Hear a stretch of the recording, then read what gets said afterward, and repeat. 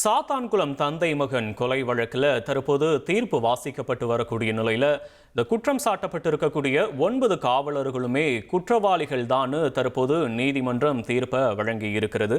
கடந்த 2020ஆம் ஆண்டு நடைபெற்ற இந்த சம்பவம் தொடர்ந்து 6 ஆண்டுகளுக்கு பிறகு தற்போது இதில் தீர்ப்பு வழங்கப்பட்டு இருக்கிறது. கூடுதல் விவரங்களை செய்தியாளர் மாரிசாமி வழங்க கேட்கலாம். மாரிசாமி வணக்கம். 1 மணி நேரமா தீர்ப்பு நீதிபதி வாசித்து வந்தார். தற்போதைய அப்டேட் என்ன? குற்றவாளிகள்னு தீர்ப்பு வழங்கப்பட்டு இருக்கிறது, விவரங்களை பதிவு பண்ணலாம். சாத்தான்குளம் தந்தை மகன் கொலை வழக்கு. இந்த கொலை வழக்கு கடந்த 2020ஆம் ஆண்டு 6வது மாதம் நடைபெற்றது.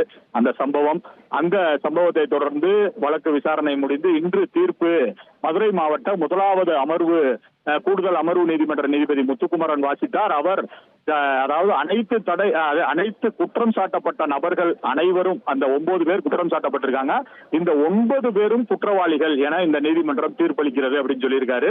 அது போக இவங்களோட தண்டனை விவரங்களை பின்னாடி அறிவிக்கிறேன்னு சொல்லியிருக்காரு. அது போக இவங்களுக்கு எவ்வளவு அபராதம் விதிக்கலாம் அப்படின்றது, இவங்களோட சொத்து விவரம் மற்றும் இவங்க இப்போ சம்பாதிச்சு இப்ப சம்பளம் வாங்கிக்கிட்டு இருக்குது, ஏன்னா அனைவரும் அரசு ஊழியர்கள், இவங்க எவ்வளவு சம்பளம் வாங்குறாங்க இதெல்லாம் கணக்கிட்டு இவங்களோட அபராதம் எப்படி இருக்கும்னு சொல்றேன் அப்படின்னு சொல்லியிருக்காரு. அது போக என்னன்னா, இவங்களுக்கு இந்த டிஸ்ட்ரிக்ட்ல இருந்து ஒரு இந்த சர்டிபிகேட், இவங்க இதுக்கு முன்னாடி நன்னடத்தை, இவங்க இதுக்கு முன்னாடி கேஸ் இருக்கா, அவங்களுக்கு இவங்க ஏதாவது இதுக்கு முன்னாடி குற்றங்கள் பண்ணியிருக்காங்களா அப்படின்றத பத்தி டீடைல்ஸ் எடுத்து கொடுக்க சொல்லியிருக்கோம். அதை பார்த்துட்டு இவங்களுடைய ஏதாவது தண்டனையை குறைக்கலாமா அப்படின்றது அது டெக்னிக்கல் வேர்டு, இவங்களோட அந்த சர்டிபிகேட் கேட்டிருக்கோம் அப்படின்னு சொல்லியிருக்காங்க ஜட்ஜு. இது போக என்னன்னா, இவங்களுக்கான அந்த தண்டனை விவரங்கள் பின்னர் அறிவிப்பாங்க. இது இவர் இந்த தீர்ப்பை வாசிக்கிறதுக்கே 1 மணி நேரமா ஆயிருக்கு. 1 மணி நேரம் எப்படி ஆயிருக்கு அப்படின்னு கேட்டீங்கன்னா, கரெக்டா ஒரு 4 மணிக்கெல்லாம் அவங்க இதுல வந்துட்டாங்க. அதாவது நீதிமன்ற அறையில அவங்க நீதிபதியின் அறை இருக்கையில உட்காந்துட்டு இவங்க முதல்ல சம்பவம் எப்படி நடந்துச்சு, இந்த சம்பவம் நடந்தது, இந்த சம்பவம் எதற்காக அப்படின்ற இவங்க இருதரப்பு வாதங்கள், இருதரப்புல இவங்க தரப்புலையும் அரசு தரப்புலையும் கொண்டு வந்திருந்த வாதங்கள், குற்றம் சாட்டப்பட்டவர்கள் தரப்புல உள்ள வாதங்கள், இந்த வாதங்கள் எல்லாம் எடுத்துரைச்சாரு. அப்புறம் கோயில்பட்டி கிளை சிறையில தந்தை மகன் இருவருமே அடைக்கப்பட்டதை சொன்னாரு. அப்புறம் அந்த போலீஸ் ஸ்டேஷன்ல அவர் இன்ஸ்பெக்டர் ஸ்ரீதர் தான் இவங்களை அடிக்க சொன்னாரு அப்படின்றதையும், அவங்க ஒரு போலீஸ் வெளியில யாராவது வர்றாங்களான்னு வெளியில பாத்துக்கிட்டு இருந்தாங்க. இப்படி அவங்களுடைய அந்த கேஸ் இது இந்த தீர்ப்பு கிட்டத்தட்ட ஒரு 150 பக்கங்களை தாண்டி இருக்கும்னு எதிர்பார்க்கப்படுது. இந்த தீர்ப்பின் அந்த ஹிஸ்டரியை ஃபுல்லா படிச்சாங்க. அது போக உயிரிழந்த ஜெயராஜுக்கு இருதய மற்றும் நுரையீரல் பிரச்சனை இருந்துச்சுன்னு அந்த குற்றம் சாட்டப்பட்டவர்கள் தரப்புல சொல்லி இருந்தாங்க. ஆனால் நோய் தொற்று காரணமாலாம் இவர் உயிரிழக்கல, கம்பி போன்ற ஆயுதங்களில் தாக்கியதாலேயே அவங்க 2 பேரும் இறப்பு நடந்திருக்கு அப்படின்னு பிரேத பரிசோதனை அறிக்கையில அரசு மருத்துவர்கள் சொல்லியிருக்காங்க அப்படின்னு சொல்றாரு. அது போக ஜெயராஜ் மற்றும் பென்னிக்ஸ் ஆகிய இருவரின் உடலில் இருந்த காயங்கள் இயற்கைக்கு மாறானது, மரணங்களை விளைவிக்கக்கூடிய வகையில் காயங்கள் இருந்துச்சு. அதனால் தந்தை மகன் ஆகியோருடைய உயிரிழப்பு கொலை என சிபிஐ தனது குற்றப்பத்திரிகையில பதிவு செஞ்சிருக்கத இந்த இடத்துல ஞாபகப்படுத்திருக்காரு நீதிபதி. அவங்க இது பூராமே இருதரப்பு வாதங்கள், என்னென்ன வாதங்கள் வச்சாங்க அதுல முக்கியமான ஹிண்ட்ஸ் எடுத்து இந்த ஜட்ஜ்மெண்டோட கன்க்ளூஷனுக்கு முன்னாடி நீதிபதி வைப்பாங்க. அந்த இதுல சொல்றாங்க, அவர்களது உடலில் உள்ள காயங்கள் வெளிப்படையாக சாதாரண மற்றும் காயங்களாக இருந்தாலும் பிரேத பரிசோதனை மூட பார்க்கும்போது பிரேத பரிசோதனை முழுவதுமாக வீடியோ செய்யப்பட்டிருக்கு. அந்த காயங்கள் எல்லாம் பார்க்கும்போது பல முறை தாக்குனதுனால ஏற்பட்ட காயமா இருக்கலாம் அப்படின்னு சொல்றாங்க. அது போக அந்த ஸ்டேஷன்ல வச்சு அடிக்கும் போதெல்லாம் அவங்க இந்த போலீசார் இத ஒரு ட்ரைனிங் பண்ற மாதிரி அடிச்சிருக்காங்க. ஏன்னா இது இவங்க எதுக்காக அடிச்சாங்க, உயிரிழந்த தந்தை மகன் ஆகிய இருவர் மீதும் போடப்பட்ட வழக்குகள் எல்லாம் பொய் அப்படின்னு சொல்லியிருக்காங்க. காயமடைந்த இருவரும் அணிந்திருந்த ஆடைகள் வழக்கின் முக்கியத்துவம், அது பூரா ரத்த கரை படிஞ்சிருக்கு, இதுதான் அந்த ஆடைகளை கைப்பற்றி வழக்கு விசாரணைக்கு உட்படுத்தல, இந்த இதெல்லாம் சொல்லியிருக்காங்க. அது போக இவங்களுக்கு அந்த அவங்கள ஜெயராஜ் மற்றும் பென்னிக்ஸ் ஆகிய இருவரின் உடலில் இருந்த காயங்கள் தாங்களாகவே ஏற்படுத்தி கொண்ட காயங்கள் எல்லாம் சொல்லியிருந்தாங்க.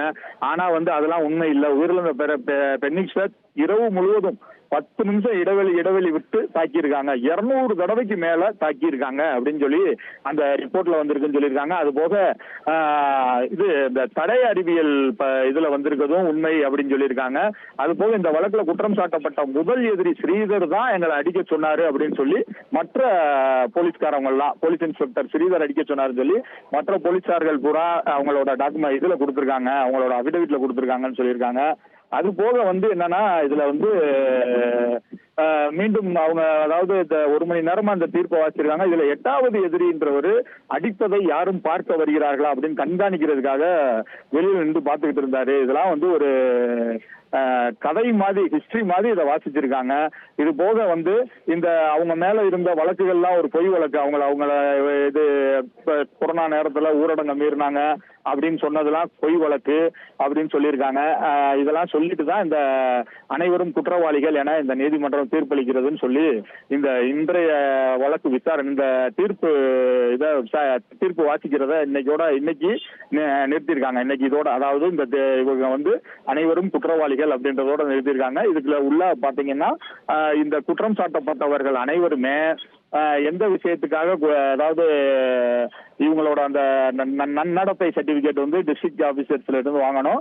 அது போக இவங்களோட பேங்க் பேலன்ஸ், இவங்களோட சொத்து மதிப்பு, இதுகளை பூரா வாங்கணும். இதுகளை வாங்கிட்டு அவங்களுக்கு எவ்வளவு அபராதம் போடலாம் அப்படின்றத பார்ப்போம் அப்படின்றதெல்லாம் சொல்லியிருக்காங்க.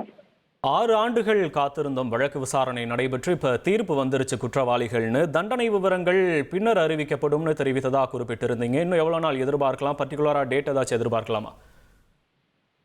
அதாவது இன்று இந்த வழக்கு தீர்ப்பு வருதுன்னொன்னே, ஏன்னா 6 வருடங்களாக மதுரை மாவட்ட நீதிமன்றத்துல தொடர் விசாரணை தான். கிட்டத்தட்ட பார்த்தோம்னா ஒரு சில நாட்கள் தான் வந்து வாய்தா போடுவாங்க, 10 நாள் கழிச்சு 15 நாள் கழிச்சுன்னு. மற்ற நாளுங்கள்லாம் ஃபுல்லா தொடர் விசாரணை தான் இருந்திருக்கு. அந்த நேரம் பூராமே இவங்க வர்றது போறது, அட்வொகேட்ஸ் வர்றது, அவங்க பூராமே ரொம்ப பரபரப்பா தான் இருக்கும். இன்னைக்கு மிக பரபரப்பா, இன்னைக்கு காலையில இருந்து மிக பரபரப்பா இருந்துச்சு. இப்படி இருந்த இந்த வழக்கின் தீர்ப்பு இன்னைக்கு வந்திருக்கு. தீர்ப்பு இதோட இதுலயே வந்து அந்த நீதிமன்ற அறை முழுவதும் வழக்கறிஞர்கள், அந்த சாட்டப்பட்டவர்களின் உறவினர்கள், பாதிக்கப்பட்டவர்களின் உறவினர்கள் அப்படின்னு நீதிமன்ற அறை முழுவதுமே, அந்த மாடி முழுவதுமே மிகவும் பரபரப்பா, மிகவும் மக்கள் கூட்டம் அதிகமாக தான் இருந்துச்சு. அதனால இன்னைக்கு இந்த தீர்ப்பு இதுவரைக்கும் வாசிக்கப்பட்டிருக்கு. இனிமே அவர் ஜட்ஜி சார் கேபின் போயிட்டு அங்க இருந்து ஒரு ஆர்டர் சொல்லுவாங்க. அங்க இருந்து ஒரு அறிவிப்பு வெளியே வரும், எப்ப தண்டனை எப்ப சொல்றோம் அப்படின்னு சொல்றத. அதுக்கப்புறம் தான் அது தெரிய வரும். சரி, மேலும் மாரிசாமி, இந்த தீர்ப்புக்காக குற்றம் சாட்டப்பட்ட 9 பேருமே நீதிமன்றத்திற்கு அழைத்து வரப்பட்டு ஆஜர்படுத்தப்பட்டாங்க. இப்ப தீர்ப்பு வந்துருச்சு, அடுத்த ப்ரொசீஜர் என்னவா இருக்கும்? இன்று தீர்ப்பு மட்டும்தான் வந்திருக்கு. இன்று இவர்கள் எப்படினாலும் மதுரை மத்திய சிறையில் தான் அடைக்கப்பட்டிருந்தாங்க. இவங்களுக்கு பெயில், அதாவது இதுவரைக்குமே குற்றம் சாட்டப்பட்டவர்கள் கைது செய்யப்பட்டதுல இருந்து இதுவரைக்கும் இந்த 6 வருஷ காலமா இவங்களுக்கு பெயில். இவங்க ஹைகோர்ட் போனாங்க, சுப்ரீம் கோர்ட் போனாங்க. எல்லாருமே சுப்ரீம் கோர்ட்ல எல்லாம் இன்ஸ்பெக்டர் ஸ்ரீதருக்கு வந்து முன்னாள் சாத்தான்குளம் சப் இன்ஸ்பெக்டர் ஸ்ரீதருக்கு பெயில் கொடுக்க சொல்லி ஒரு ஆர்டர் வந்துச்சு. அந்த ஆர்டரையும் இவங்க ஹைகோர்ட்ல சொல்லி இல்ல அது கொடுக்க கூடாது அப்படின்னு சொல்லி, இது வந்து உயர்நீதிமன்ற மதுரை அமர்வின் நேரடி கண்காணிப்பில் இருந்து வழக்கு விசாரணை நடந்ததால இது யாருக்கும் பெயில் கொடுக்க கூடாது, பெயில் கொடுக்காம இவங்களுக்கான விசாரணை நடத்தணும்னு சொல்லியிருந்தாங்க. அதனால இன்னைக்கும் இவங்க முடிஞ்ச உடனே நேரடியா மதுரை மத்திய சிறைக்கு தான் கொண்டு செல்லப்படுவாங்க.